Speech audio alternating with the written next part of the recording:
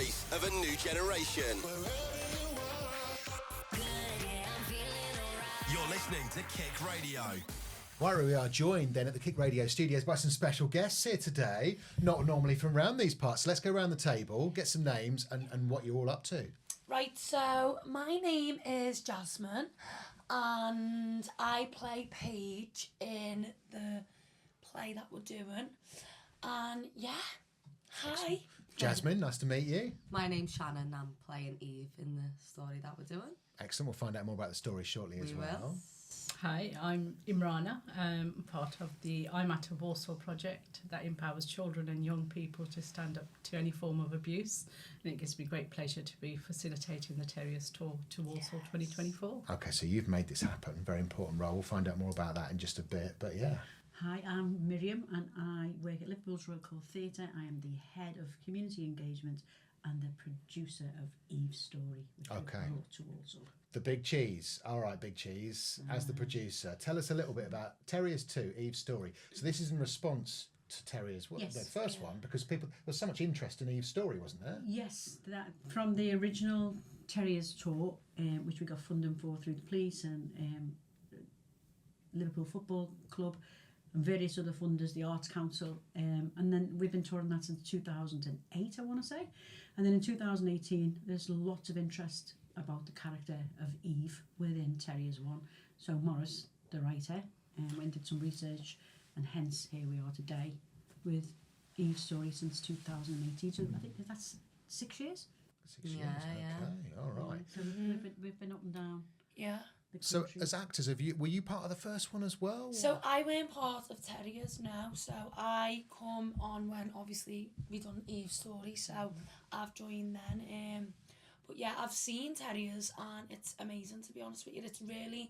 It's what goes on now and what happens now. So, you know, it's good for that to bring awareness to sort of like what goes on with like gangs and stuff like that. But yeah, I seen Terriers and it was really good. So I wanted to be part of Eve's story. So give us a little bit of an overview of the play, because we've sort of covered a little bit of it, but there are a lot of issues involved that you cover, aren't there? Yeah, definitely. I think Eve's story obviously starts with she's had a really bad past, hence her character in Terriers. Then it kind of goes on for a little bit of her story after that. Some of the issues touched on it are grooming, knife crime, drugs in there, manipulation. You know, I suppose that comes under your grooming category, but then there's also even a strike of domestic abuse in there as well, because me and Cole in the play are, you know, together. So it touches on a lot of subjects that are very, you know, they were current and they still are current, so it's still happening. So Is the overriding theme then that it's actually quite easy to go down the wrong path? Would that cover it, do you think? Well, I think it's a difficult thing to say it's easy. I think sometimes young people actually don't know what's happening to them. Particularly like with Eve, she really felt this guy's really nice and he's genuine and he's telling me the truth. And I think that there is in schools we come across a lot of young people who straight away they know what's going on, and then there's others that really it takes time. So for us as well, that's an education, isn't it? Go, actually watch out. These are the signs, these are your red flags. And sadly within a lot of inner cities right across the country, sexual exploitation and grooming is massive, which is a very sad state of affairs, but this is where we are. And the more different ways and joined up ways of working with young people, like Imrana was saying with her organisation, there's not just one way to kind of engage and educate young people. With a piece of theatre, we just hope that they're going to watch it, get engrossed, and then later on go, oh my goodness, and this and that. And obviously within schools and within community centres, we go to prisons, we go to theatres, then there's always somebody out there to help. And I think that's a message we got off a young person last night, was it not? Yeah. A young person who was 13 who watched it said the thing they got from it is there's always somebody there to help. You're not alone. You're not alone. You're not alone. Wow, okay. Yeah, so I mean, it's good like that. It brings awareness, so like they sort of can spot if something may be happening to them like that, similar, or their friends, do you know what I mean? Which is obviously the main goal of doing the play, really, do you know what I mean? It's and the storyline that they took from that, you yeah, know, definitely. that, you know, you're not alone, because I think that also is probably one of the biggest reasons why it's hard to help, because they don't want to talk. So not only because it's like, oh, I don't know what's going to go on, but half the time because they feel like no one cares, no one's there. So, you know, sometimes people are in these situations that, you know, they've been born into, and then they've got to work that out for themselves. So I think that's why it's good that the play's going around for younger people, because they've got to work that out for themselves. You know yourself, you're not going to go to your parents' side and go, oh, if you've got your parent there, or you might not go to your teacher because you don't want to. But I think for them to know you're not alone, it's good to know that they can take from that, okay, maybe I won't go to my teacher, but there is someone I can go to. You know what I'm saying? Always. Imrana, tell me a little bit about how you discovered this project then, and why you felt it was so important to bring it around here. In 2018, I was part of Youth Violence Cluster. It was a national programme which I volunteered for, and it was my friends from Croydon, actually, through a big local project that invited me to the Terriers. So I was one of the VIPs that came to the Terriers in 2017, in Liverpool. 18. So visited Liverpool. I think Liverpool people are the most happiest people I've ever met. I remember going to the theatre, and I actually was lost in the town centre, and there were a couple who I said, oh, could you tell me where the Royal Theatre is? And they said, don't worry, we'll walk in front, you walk behind, and we'll walk towards it. And I thought, how nice is that, going to a town that I'm not familiar with? But they're just really helpful. So met Miriam and Maurice Bestman, a scriptwriter, and spoke about the different ways we can engage here in Walsall. For me, it's speaking the language of the children, coming up with different initiatives, and leaving it to children to decide what they want to do with the information, rather than telling them what to do and what to think. Let the children talk to you, and I think as adults it was important to be there to listen to them and then guide them and come up with different project initiatives moving forward. So the play was at Bescott yesterday, Yep. Shelford today. Do you find yourself actually watching the audience rather than the play because you want to see the reaction? Yeah. So I think I've watched the Terriers and the Eve story, I think 16 to 18 times now, and each time has been a different emotion for myself. Whereas I would say, watching it a few times, like, wow, yeah, we need this, we need the excitement, the buzz. But now it's like, I can't hold back the emotions, especially watching Eve. And towards the end, it's like, I just want to go and hug Eve. Because I know in our community, there are a lot of vulnerable people like that. So in my head, it's like that. I know those vulnerabilities, I see it. But again, it's down to the young person to get that help. And then proving something like that's happened as well. Most of the time it's what evidence do you have that's happening, because it's become the norm.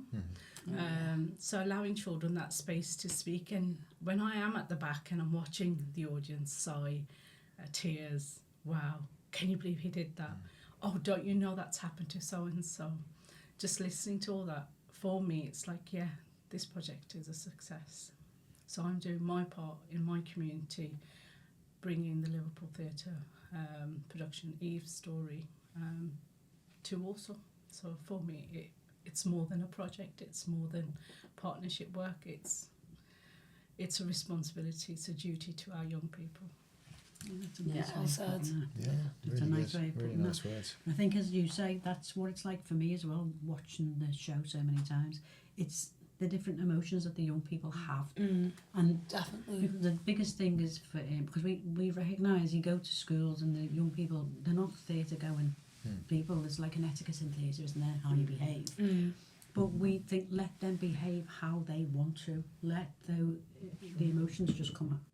And it is difficult sometimes because teachers just want to go, shh, I know, listen, Yeah. listen, stop talking.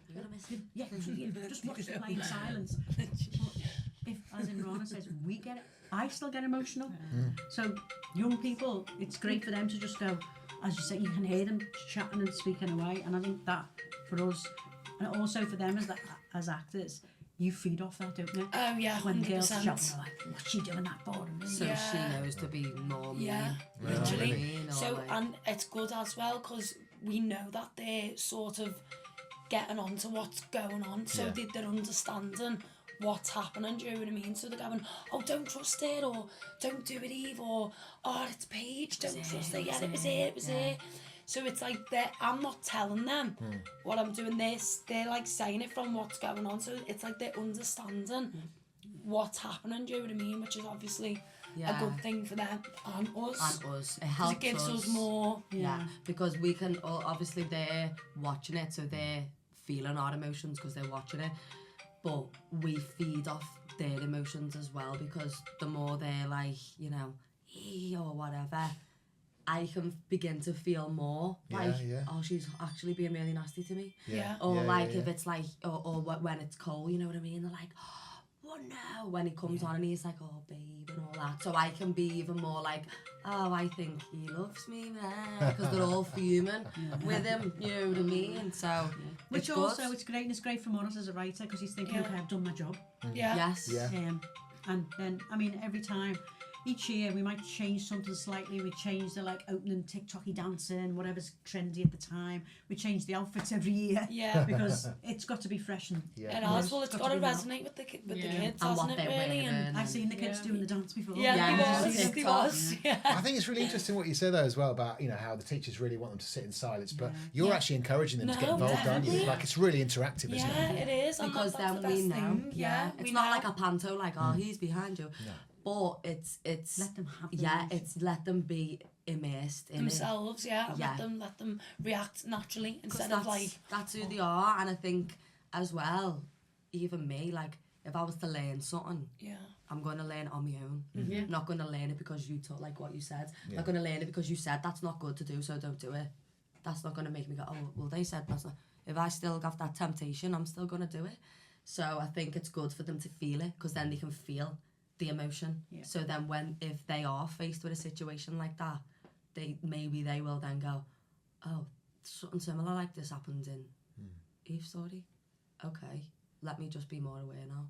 So I think it's good. I guess you're probably so immersed in your performance that of course you get some of the noise, but do you pick up on anything particular that people say? Are there any surprising stuff that some of the audience go and you go, I didn't expect them to say that or react in that way? Sometimes. It's probably always something, isn't it? There's always something, but I think you will get that with young people as well, because like we were saying before, you'll have people who are in a class, it's a huge, you know your whole year. So sometimes, like we seen before, the boys they don't want to emote. Okay. You're making me feel something and I don't want to feel it, so look at it. That's what they do. And they try and escape their own emotion, you know what I mean? But I think that's good for the teachers to see, because then you can see as well what that child is like and what that person is growing like and what maybe they might need. Yeah, 100%. You know what I mean? They're not going to talk, so they need quite a smaller environment where they might open up. Yeah, definitely. You know? Because we said yesterday, we had a grown man come and said, oh, I hate yous. Yeah. I don't get emotional, and you make me Brought feel it to you something. now. Horrible women, he said to us. That's a reaction in itself. That's quite extreme, isn't it? It's good to hear. for us. Done our job then, really. And it's the same thing with the 14-year-old boys thinking, We've made an impact. I feel emotional, but I don't want to shout you.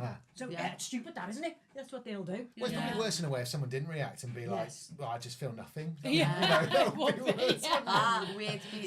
be. But that's what live theatre does. Live theatre makes you feel something. Yeah. You know, you will go. And I think for us, we always say, if we don't feel it's real and we're involved in it, then young people will see right through it. Yes. Exactly. Young people are the feel it. first. They do. They can feel it straight away, They can't see they? through it, don't Yeah. they? So that's our job really is getting in it and being in it. So like if I'm Paige, I am Paige. I think like Paige, what does she do? What does she say there? And you know, I think that's the art of it. You know what I mean? Because obviously, if you're not really in it and you're not emotionally attached to it, the kids know straight away. You're just And saying they're like, words. do you know what I mean? You're just saying words, robotic.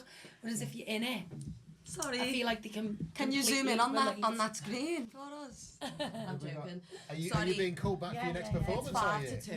We'll let you get back to it. It's been a pleasure speaking to you. We So need to right, go and they've got to mic get back for the check. next I know. performance, so we can't let people wait for Thanks it. for having us. That's all right, you guys go for And it. it was Having us. Pleasure lovely speaking to speak to to you. you. Yes, We'll let you go. definitely. Hang And on. showing us this fabulous studio.